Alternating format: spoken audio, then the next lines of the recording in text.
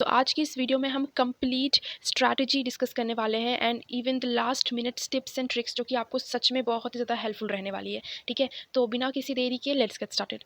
Guys, strategy पे move on करने से पहले मैं आपका एक डाउट क्लियर कर दूं कि यहाँ पे नेगेटिव मार्किंग है। ओके, नेगेटिव मार्किंग है 0.25 मार्क्स की। और जिस तरह से आपका प्री का एग्जाम हुआ था ना सेक्शनल वाइज, उसी तरह मेंस में भी सेक्शनल वाइज एग्जाम होने वाला है। पहले English, then math, then reasoning and then GS. ठीक है, और यहाँ पे सेक्शनल वाइज कट ऑफ नहीं है कुछ भी। ठीक है, ओवरऑल कट ऑफ बन के आएगी।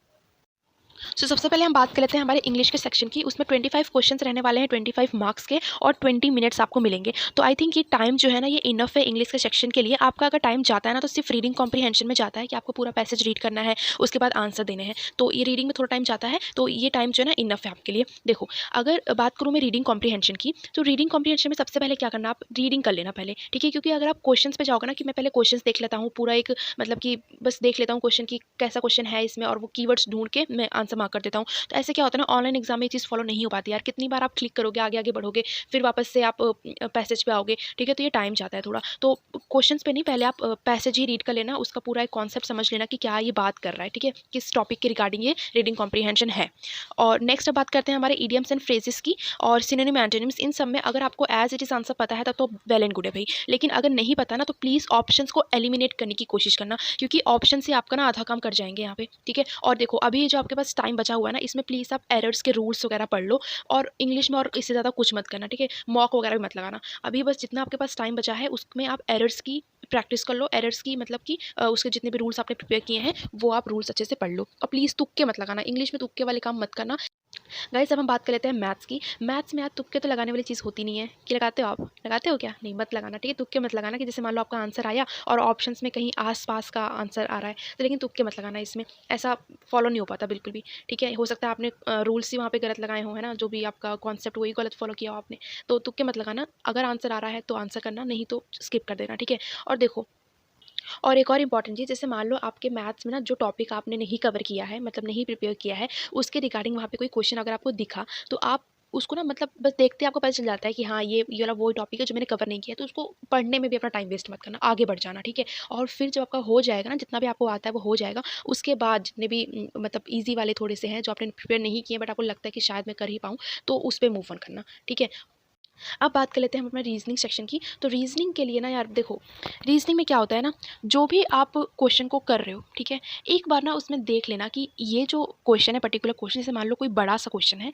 और उसके रिगार्डिंग सिर्फ एक या दो ही क्वेश्चन हैं। ठीक है, सिर्फ एक या दो क्वेश्चन हैं, तो प्लीज़ थोड़ा आगे बढ़ जाना, आगे वाले क्वेश्चंस पहले कर लेना फिर आना। क्योंकि अगर इतना लेंदी क्वेश्चन है, आप उसको पहले अरेंज करोगे और फिर पता लग रहा है कि सिर्फ दो ही क्वेश्चंस थे उसमें, तो टाइम चला जाता है ना इसमें। तो ये चीज़ थोड़ी कम करना, आगे फॉरवर्ड हो जाना, पेपर करने के बाद उस क्वेश्चन पे आ जाना। और रीज़निंग में भी तुक्के तो लगते नहीं है ना, रीज़निंग में भी तुक्के बिल्कुल मत लगाना, इसमें लगने वाली चीज़ होती नहीं, आपको पता ही है ये चीज़। और रीजनिंग के क्वेश्चन को अच्छे से पढ़ना, मतलब अगर लेफ्ट बोला जा रहा है तो आप अपने ब्रेन में लेफ्ट ही दिमाग में रख के चलना कि हाँ लेफ्ट बोला जा रहा है, राइट बोला जा रहा है राइट। ठीक है, तो सिटिंग्स अरेंजमेंट में ये वाली चीज़ें प्लीज़ अच्छे से ध्यान रखना। डायरेक्शन वगैरह अच्छे से, नॉर्थ ईस्ट वेस्ट साउथ, ठीक है, अच्छे से पता होना चाहिए पूरा। उसके हिसाब से ही अपने ब्रेन में बनाते बनाते चीज़ें चलना, और एक क्वेश्चन में ज़्यादा टाइम मत लेना। ठीक है, क्योंकि जितना टाइम ज़्यादा लोगे ना आप एक क्वेश्चन में, टाइम चला जाता है, फिर आगे वाले क्वेश्चन हो नहीं पाते। तो हर एक क्वेश्चन में मिनिमम से मिनिमम टाइम लेने की कोशिश करना। जीएस की बात करते हैं, जो जिसमें कि कितने क्वेश्चंस होने वाले हैं, 45 क्वेश्चंस होने वाले हैं, 45 मार्क्स के, और इसमें 30 मिनट्स मिलने वाले हैं, राइट। देखो, जीएस में हमेशा से मैं यही कहती हूँ कि इसको ना वन फ्लो में आंसर देना। क्वेश्चन रीड किया आपने, आंसर आना होगा ना, दिमाग में तुरंत स्ट्राइक कर जाएगा। अगर आपने ऑप्शन पे ध्यान दे दिया ना, कंफ्यूज हो जाता है माइंड। ठीक है, तो जैसे ही क्वेश्चन रीड कर लिया, तुरंत आपके दिमाग में आंसर स्ट्राइक कर ही जाता है। फिर आप ऑप्शन देखते हो ना, आपको वही आंसर एकदम ऐसा लगता है कि यही आंसर ही बोल रहा है कि हाँ मुझे टिक करो। ठीक है, तो इस हिसाब से आप अपना जीएस करना, तुक्के मत लगाना, वरना नेगेटिव मार्किंग जो है ना, ये थोड़ी, मतलब बहुत थोड़ी क्या, बहुत ही बुरी चीज़ होती है। ठीक है, तो वो बहुत ही डाउन कर देती है हमारे मार्क्स को। गाइस, अब मैं आपके साथ एक बहुत ही इंपॉर्टेंट चीज़ डिस्कस करने वाली हूँ कि सेफ अटेम्प्ट कितने रहने चाहिए आपके। देखो, आपके पास 120 क्वेश्चंस हैं, हाँ 120 मार्क्स के, यस। तो देखो, अगर 120 क्वेश्चंस हैं तो हमेशा हमेशा किसी भी एग्ज़ाम को क्वालिफाई करने के लिए आपको उसका 70% तो करना ही करना होता है, सो दैट आपका कट ऑफ लिस्ट तो क्लियर हो ही जाए। ठीक है, अब अगर आपको अच्छे मार्क्स चाहिए ना, तो 75 इंक्रीज़ कर दो इसको। ठीक है, 5% इंक्रीज़ कर दो, मतलब 75% क्वेश्चन जो हैं आपको अटेम्प्ट करने होते हैं। तो 120 का 75% कितना होता है, 90। तो 90 क्वेश्चंस विद इन एक्यूरेसी आप करके आते हो ना, तो आप अपने आप को सेफ जोन में पाओगे। और अगर आप इसी को 5% और इंक्रीज़ कर देते हो दैट इज़ 80%, तो 80% कितना हो जाएगा 96 नंबर ऑफ क्वेश्चंस, लेकिन विद एन एक्यूरेसी बोल रही हूँ यार, ऐसा नहीं बोल रही कि 96 क्वेश्चंस बस मार्क करके आ जाओ, खत्म बात। एक्यूरेसी के साथ 96 क्वेश्चंस अगर आप करके आते हो तो आप बिल्कुल भी मतलब पेपर के बाद तो बिल्कुल टेंशन ही मत लेना कि आपका सिलेक्शन होगा कि नहीं होगा, ठीक है। एंड ये सेम चीज़ पेपर 2 के लिए भी फॉलो करती है। सो गाइज़ आई होप मैंने जितनी भी बातें आपको बताई हैं सब समझ आई हैं आपको, और इन सब बातों से आप भी एग्री करेंगे, ठीक है। और बस इसी तरह इसी स्ट्रैटेजी के साथ आप अपना एग्ज़ाम देने जाएँ एंड बहुत अच्छे से अपना एग्ज़ाम करना, एंड प्लीज़ मुझे आके बताना भी कि एग्ज़ाम आपका कैसा गया है, ठीक है।